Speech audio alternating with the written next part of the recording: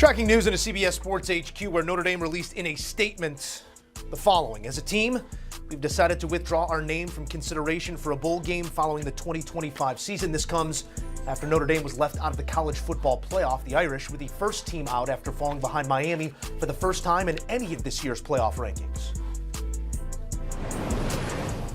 Reaction instantly with Bryant McFadden here as the Fighting Irish will not appear in a bowl game, and their season has come to a close here short of the college football playoff. We knew the road ahead, what was required of them, rattling off those 10 wins after a slow start, those 2 losses to what are playoff teams. But to take your name out of bowl consideration, is that fair or foul, or is that just the day and age we're living in? It's fair because you can do it. This is a new landscape in college football when it comes to postseason play.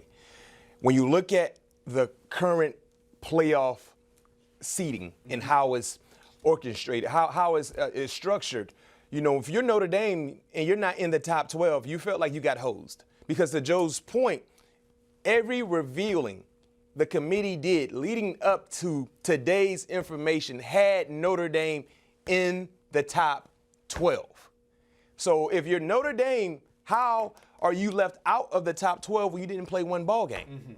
And you had other teams who are now in the top 12 who also didn't play a game either. You could say it even like this. You had 2 teams sitting on the couch yesterday due to the ACC tiebreaker rules, Miami and Notre Dame, neither playing football on Conference Championship Saturday. So no results to add to those names, and still you get the pair. And to your point with Miami and Notre Dame, of course, these 2 teams were tied to the hips over the last few weeks in terms of the reveals. But if you're Notre Dame, you were in front of Miami every playoff revealing show. You were in front of Miami. And to Joe's point, both teams were sitting on the couch watching football like us as fans, and now Miami is in front of you. So seeing this statement, this is the new landscape of college football because it's all about playoffs. When you're in the playoffs, you have an opportunity to do what? Compete for a championship. If you're not, you're not. It's almost like postseason play. Bowl games are now like the NIT of college football. Everyone wants to be a part of March Madness. If you're not a part of March Madness, you'd rather just sit on the couch and get ready for next season because you're competing for something that is meaningless. Because the ultimate goal is to do what? Especially if you had a shot. It would be one thing I highly doubt Coach Freeman and his staff in the university would decline a bowl invite if they didn't have a shot to get into the playoffs. Let's say, hypothetically speaking, they had 4 losses, 3 losses, or 5 losses, where they knew their playoff hopes were gone. Now we're getting ready for a bowl. But we've been straddling the fence the entire process since they started to reveal these playoff spots. And we were in the mix. And now all of a sudden, we didn't do anything that warranted us being outside, but we outside now? No, that's and I wouldn't be surprised to see other teams do this as we continue to move forward. And I'm not sitting here to say that Notre Dame belonged in over Miami, but that is the precedent that the committee set, situating them there throughout those rankings. And you make a great point that in adding intrigue to one thing, the college football playoff, we have removed intrigue from the other, those being the other bowl games. Notre Dame maybe sending a message and taking their name out of the hat here for bowl season. Officially have the college football playoff bracket, and if we're looking at the largest spreads in a CFP game all time, 2 of them are matchups we're getting this year.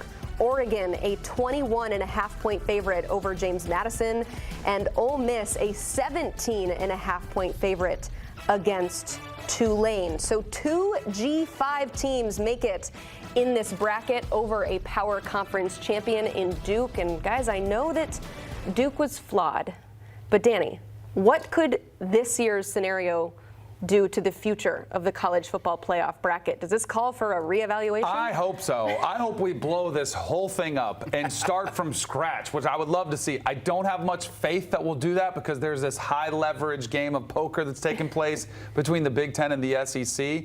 But like when we look at both of these group of 5 teams, I not only think of a team like Duke, who I would not sit up here and advocate for Duke. Like, I don't feel bad for them at all. They're 7-5, 8-5 now as a conference champion. The teams I feel bad for are Vanderbilt, Texas, Notre Dame, teams that are very clearly better than either one of these group of 5 teams. And they're sitting at home, and I would have to think that their athletic directors, their conference commissioners, I know Greg Sankey will be pounding the table to say, what are we doing with these teams that really don't have any chance of winning? I don't think winning a game, but zero chance of winning a national championship.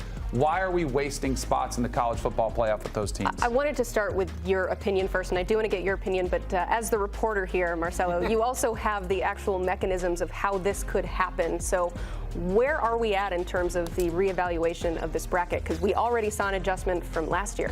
Yeah, if you guys remember, back in August, they finally introduced a new strength of schedule, strength of record component that everybody thought would help teams from the Big Ten and the SEC. Now going forward, you've got some SEC athletic directors that I've talked to this morning via text just going, don't like the way this is all setting up. Remember back in the spring, the SEC athletic directors, several of them were saying, we do not need a selection committee. Why do we do this?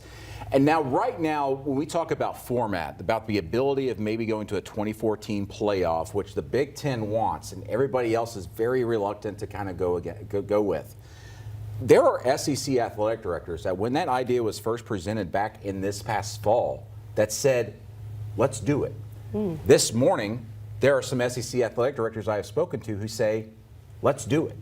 They want to be able to get rid of these championship games, these conference championship games, start the playoff this past weekend with a 24-team playoff, and then go from there. The conference championship games were not designed. The CFP, as a 12-team playoff, was designed with a mechanism by giving the 4 highest-ranked conference champions buys that rewarded conference champions who played in their conference championship game. That's gone now with straight seeding. So why are we playing conference championship games? If we're not going to move them in the rankings, except for Ohio State and Indiana just flip-flopping at 1 and 2, why are we playing conference championship games? Of course, you want the trophy, but give the trophy to the regular season champion. Do whatever you have to do tiebreakers there. But at this point, we're moving closer and closer to us not just talking about a 16-team playoff, but they're probably, in my opinion here, just from the early going here, there's going to be more momentum for a 24-team playoff out of this. So I was somebody, Emily, who was pounding the table when we were at 4 teams. Give me expansion. Give me expansion. I thought 8 was going to be the right number. Then they went to 12, and I was, yay, way to go. Like, we got better. And I thought 12 was the perfect number as recently as like 6 weeks ago. And when they were talking about going to 16, I was like, no. But I think one of the best things they did was delay the decision so that you could see this chaos that's unfolded and how many teams are worthy. And so Tony Petitti came up to me. I saw him in Indianapolis. He said, hey, I saw you on social media coming around to the 24 team. And I said, yes. And he said, I really think there's some momentum to get this thing done. When that happens, I don't know, but I do think that's where we're headed. Very interesting. One of those G5 teams, James Madison, they will be facing the Oregon Ducks